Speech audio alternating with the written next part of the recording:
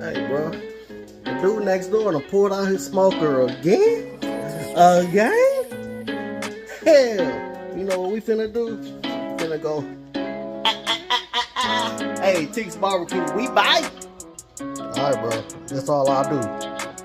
I'm gonna coat it with some olive oil, right? As a binder. I'm gonna hit it with a couple different rubs that I'm combining that I like the flavor profile of. So I got one coat of my all-purpose barbecue rub. I'm gonna come back in with another coat of the other rub. Don't be scared to get it thick. I mean, it's a 2-inch piece of steak. You know what I mean? So it can handle all that. Don't be scared. All right, that's one side. Pat it in. Don't rub. Pat it in. We're gonna turn it over. Do the other side. Make sure you get every edge. Get all that. Get that nice and flavorful. Boom. You want to hit all that. All right. That's the second side. Got it nice and thick. You want a thick old coat on that. Now we're gonna hit up the edges. All right. Make sure you get all around that. Life hack. If you get a thick enough piece of steak, you can stand it on all 4 sides, bro. Get that fat cap nice and seasoned. By the time that fat render and that fat cap get crispy, fire. Boom. Every side, hit every side. Look, you see that little excess seasoning? Don't slap your meat on there. Slap your meat everywhere, all right? Slap your meat all over that. Get that flavor when you slap your meat on it. All right. So we done. Most people, well, some people, they like to wrap the bone with aluminum foil so it don't, get burnt. I don't really care. But what I probably will do, I'm gonna tie the steak to the bone with some cooking twine. Because by the time it gets done cooking, it's gonna be so tender, it's gonna try to fall off that bone. But I'm gonna try to keep it together because all the flavor is in the bone.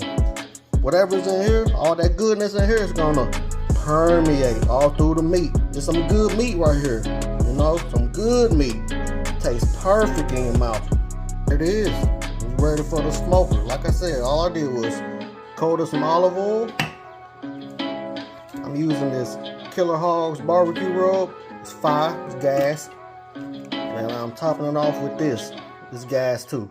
I put them two on a lot of different things.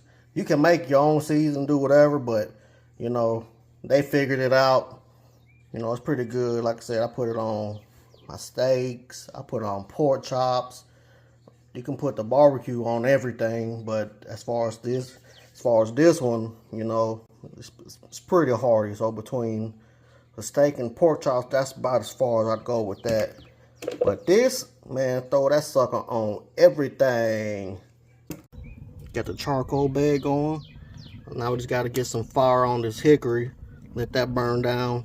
Then we bring everything up to temperature. What I got that tater for. Yeah, man, we finna get it in. Let's go. All right, so I like to do hot and fast anywhere from 250 to 325. So this is about where we're gonna try to keep it. See that smoke? That thin blue smoke? That's a good smoke.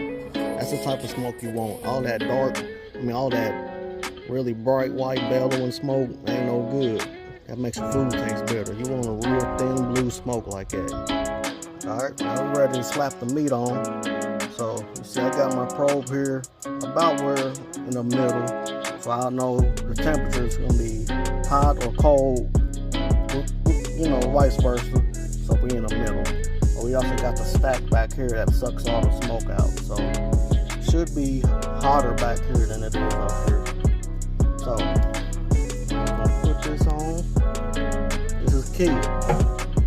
Our fat cap, right, it's on this side. So we're gonna have the fat cap towards the fire, so it acts as a shield, so it keeps your meat from, being exposed too much for, let's say, temperature fluctuations or whatever. So we know we got this layer of protection here.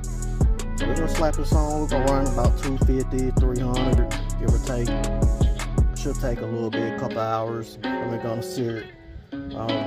If you notice your crust starts to get a little dry, you take some apple juice, put it in a spray bottle, and just spritz it.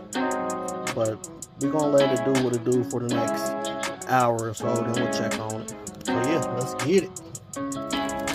Alright, it's important to put another split on before your wood is non-existent, so that way it can catch up and you don't lose too much heat.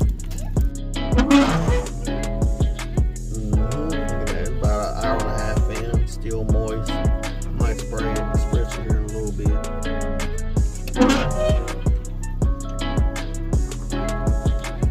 Spritz. Keep it nice and moist.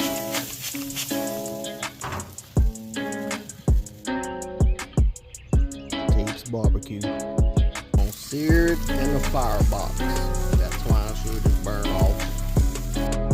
Alright, so I pulled it off, let it sit for about 10-15 minutes. And then you can cut into it.